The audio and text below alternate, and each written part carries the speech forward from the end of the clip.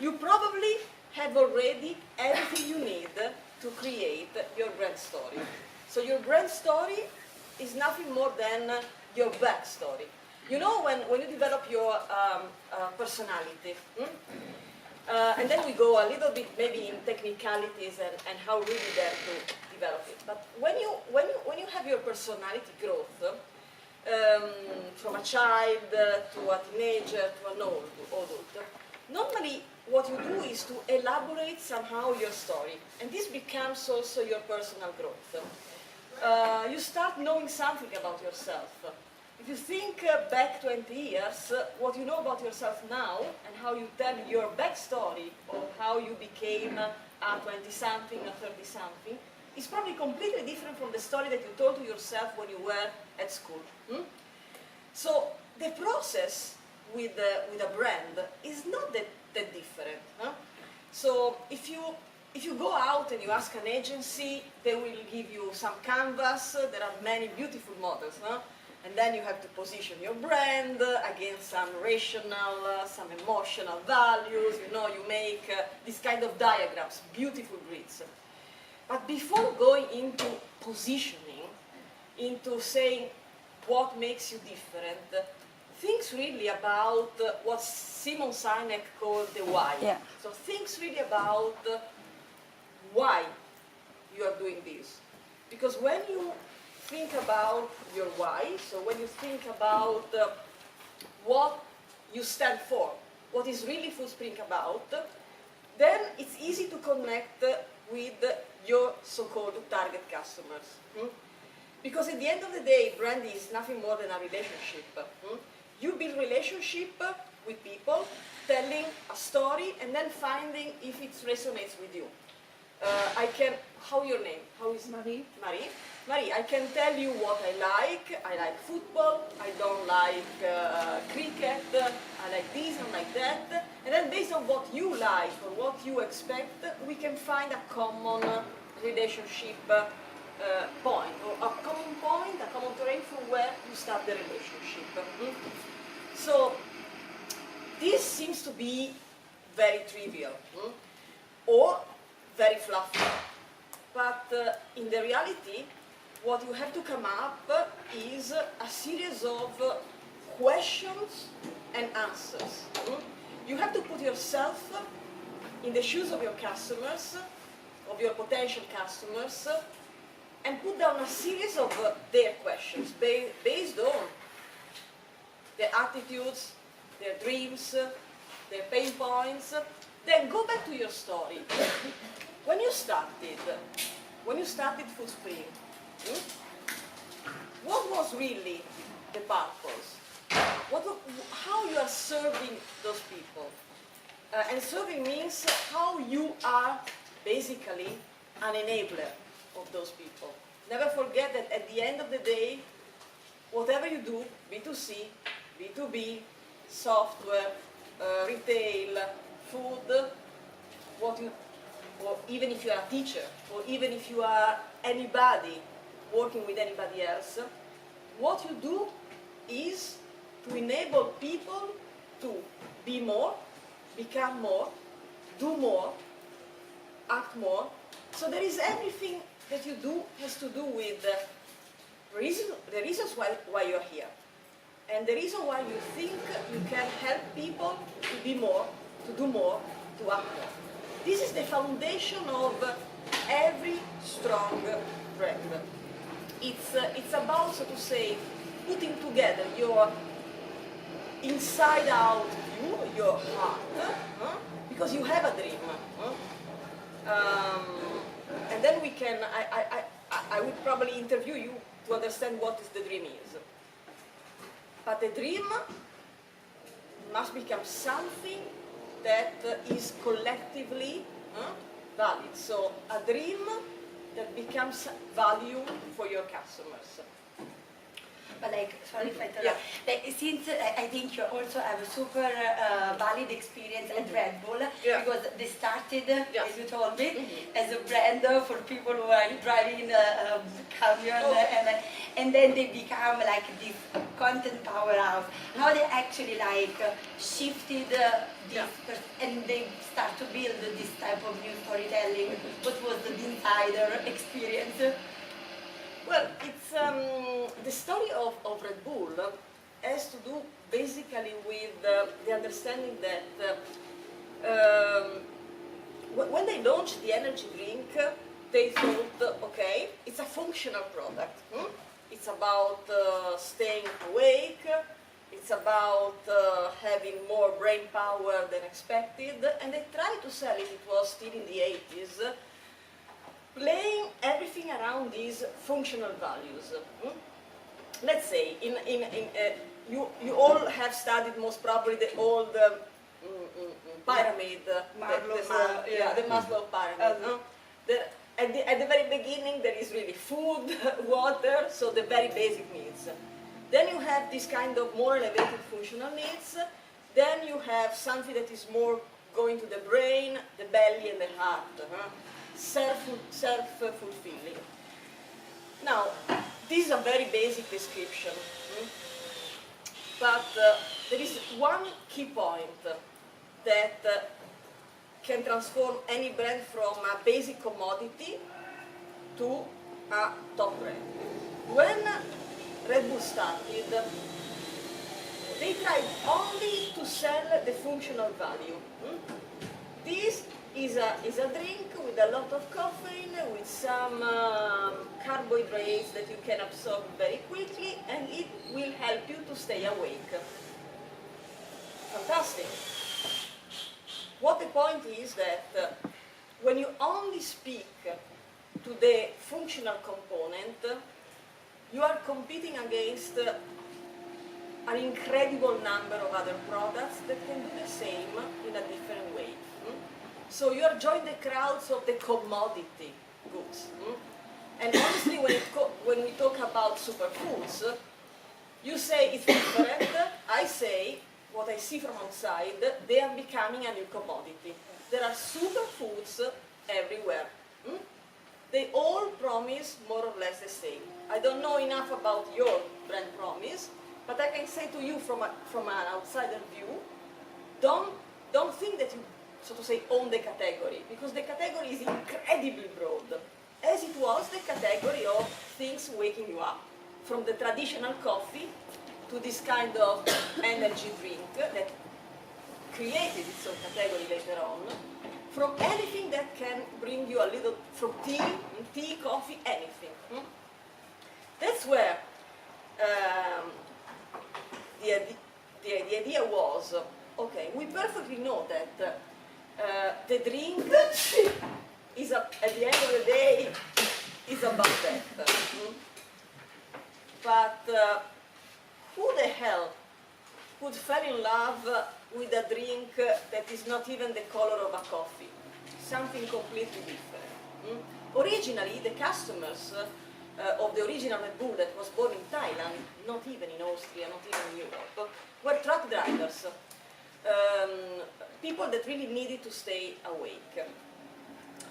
The point is that when you buy something, even if you buy something with a very specific purpose, if you want really to create a relationship that becomes a loyal consumption, you have to, so to say, to connect with the biggest dream that everyone has in their own life. So yes, I need to stay awake. This is the basic component of a job to be done. But beyond the job to be done is why I need to stay awake. Why I want to be super bright. Why? So they went very naturally in thinking, okay, let's give something that is about fundamentally saying, I want to stay awake because I want to enjoy my life more. Be more, become more, do more. So they shifted to understanding that beyond the basic functional job to be done, there is an emotional job to be done. Mm? You all are familiar with the concept of job to be done, value proposition development. No? So you all make this kind of exercise of always thinking about what is the job to be done of my customer. The only risk of thinking this way is that the job to be done as a concept can become incredibly narrow and poor. But behind every job to be done, there is a kind of a wide job to be done. Always ask why I want to put something on the wall, that picture, and then I buy a hammer. Because I want to have a more beautiful home. Because I want that my home reflects my personality. So the way the brand Red Bull has been developed was not in a closed laboratory doing the kind of conversations we are doing right now. But it was born by a basic intuition. What is the meaning of staying awake? The meaning of staying awake is something that has to do with enjoying more life, fulfilling more life. And this brought back into a concept, that is about living life at the fullest. Now, how the concept of living life at the fullest became content, became events, became Red Bull Rampage, became mountain bike or surfing. Because in the early 90s, most action sports were somehow the counter cultures, were not at the middle of society like now. Now almost everybody practice action sports, apart from me. But almost everybody practice action sports. They have become part of our way to live our life. But not in the 90s. In the 90s, somehow, to be a mountain biker, to be a surfer, to be a paraglider, was something that really was super edgy. It was about, hey, there is the rest of the world that just live their life on their desk, on their offices, poor people, boring people. And then there are us. We are really living our life at the fullest. We are realizing ourselves at the fullest. So that's where the idea was to bring such a drink as exactly in the places, in their communities, in their places, where those people were able to, so to say, to use it in a way that was visibly, since the very beginning, was not about just staying awake, was about fulfilling and living the life at the fullest. Was so visibly. If you see something drinking this, the first big picture, the first product placement was Gerhard Berger, that was a car driver of Ferrari, late 80s, with this can in the hand. Emotionally, you associate something with something. And then, whenever you go into a supermarket to buy a Red Bull, even if it is just about putting in your car and driving in the Autobahn, it's about you living your life at the fullest. So it's very soft, it's true, it's very delicate, it's true. I'm not suggesting that you have, so to say, necessarily select the strangest communities where to bring Food Spring. But I would like you to consider who can be your, so to say, flagship customers. Who can be the kind of people that with a can or a little socket of Food Spring can really embody the idea for which you have created Food Spring. Everyone can interrupt whenever they want one question. Like, they weren't scared of actually, since they put these people that they were like extreme and super good at their sport, to actually run away from their customers, who would instead think something like, I can never be like Formula one driver. Okay, there's a dimension that has to do with the 90s. Never forget that the Red Bull brand now is in its maturity, but it was born in the 90s. The 90s have been very aspirational years.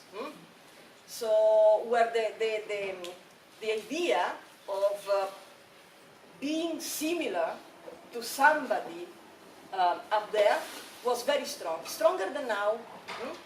Now we are all, you are all millennials here. We all want to be influencers. So yeah, it's more about the peer-to-peer. I don't aspire to imitate somebody, but I want to be inspired to bring something more in my life that is the center of my world. That's a very good way. That's why, honestly, that's why. I mean, Food Spring is interesting as a segment because it goes together with other lifestyle segments like augmented self, Fitbit, something like that. They all live in the same. Food Spring is food, Fitbit is health and sport, but they have a lot in common. What they have in common is this idea that it's time to take control back of my life. It's time not to be like anybody else wants me to be, but it's about having control on my life. The control is measuring your performance, not necessarily against others. Interesting. It's against yourself in most cases. No? This kind of smartwatches, Nike Plus, well, Nike is a little more on the competitive side. Look what the others are doing. But in general, this augmented self is a lot about you and yourself.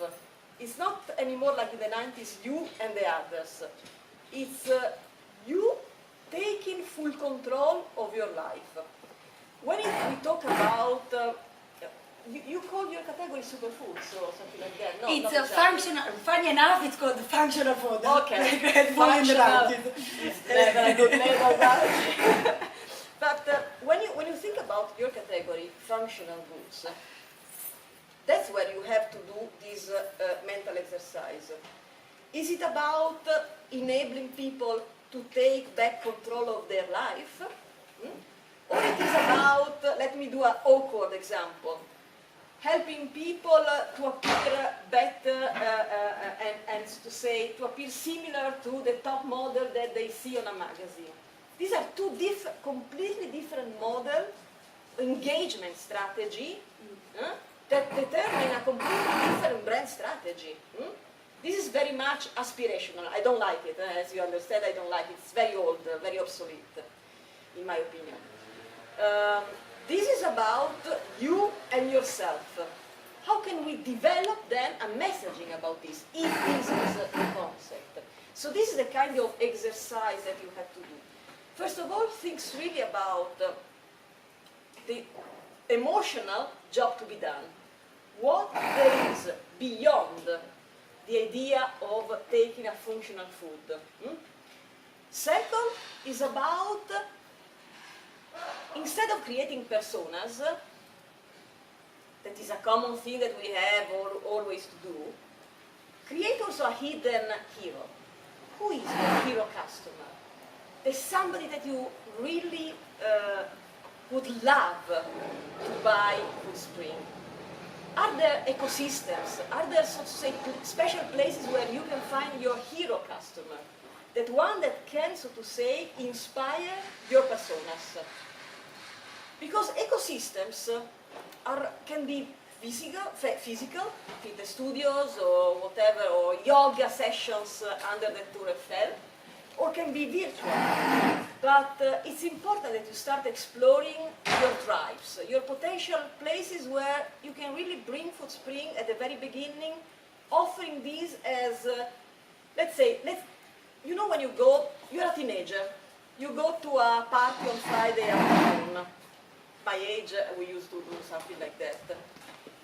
You bring something, a little gift, to say, you know, I'm very happy to be here because we love the same music, we have the same passion. When you enter an ecosystem, and you have to select something like that, because otherwise you will do like generic performance marketing ever, trying to target everybody, everywhere, etc. It's important that you create a connection that is about, okay, we belong to the same tribe, we belong to the same like-minded environment, and this product, Spring, is our gift to you. Let's make this journey together. So this brings me to a very operational thing. All these discussions about a brand strategy must become actions. They must become always on activation, they must become a campaign, they must become performance marketing. But if you have done this exercise, you can then start really testing segments, ecosystems, and also messages. Only if you can really test messages only if you have a clear, so to say, initial canvas where you say, okay, we really believe in this and not in that. We are this and not that. And I invite you really to take very carefully this advice that we can bring it really we can make some examples about that. Because performance marketing, Facebook advertising, Google advertising, can be incredibly dangerous because it gives you apparently an incredible freedom and super hyper-targeting possibilities. But if you test everything at once without knowing what to test, like an hypothesis, you need